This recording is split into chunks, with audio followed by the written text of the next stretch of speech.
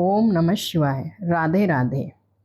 इस साल आषाढ़ माह के शुक्ल पक्ष की एकादशी तिथि की शुरुआत 5 जुलाई शाम 5:58 पर होगी।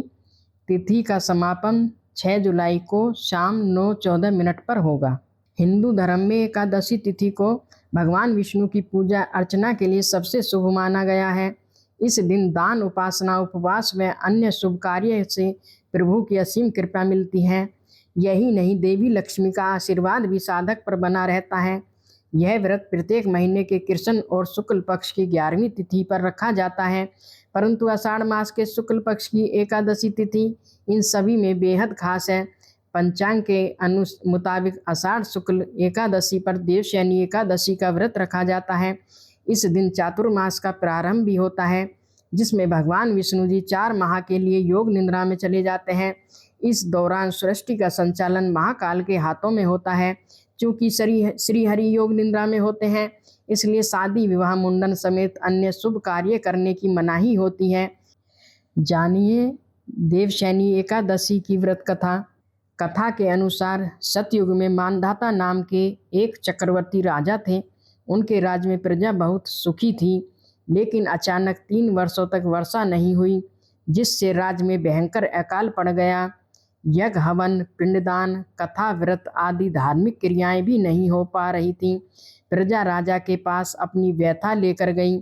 राजा मानधाता भी चिंतित थे कि आखिर उनसे क्या पाप हुआ है जिसके कारण यह आपदा आई है। राजा मानधाता अपने कुछ विशिष्ट लोगों के साथ ब्रह्मा जी के पुत्र अंगिरा ऋषि के आश्रम पर गए। उनसे इस समस्या का समाधान पूछा। ऋषि अंगिरा ने बताया कि यह सतयुग है और यहाँ तप करने का अधिकार केवल ब्राह्मणों को है, लेकिन आपके राज्य में एक शूद्र तपस्या कर रहा है। यदि आप प्रजा का भला चाहते हैं तो उस शूद्र का वध कर दें। राजा ने कहा कि वह एक निर्दोष व्यक्ति की हत्या नहीं करेंगे।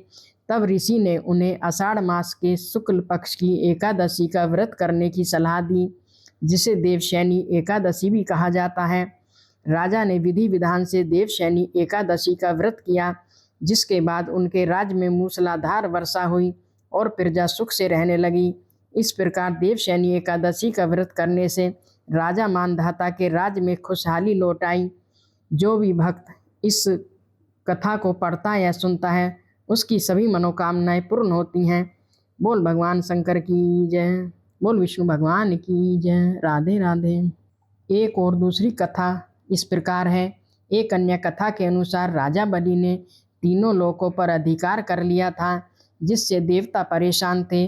भगवान विष्णु ने वामन अवतार लेकर राजा बलि से 3 पग भूमि दान में मांगी। बलि ने दान दे दिया, जिसके बाद भगवान विष्णु ने राजा बलि को पाताल लोक का अधिपति बना दिया।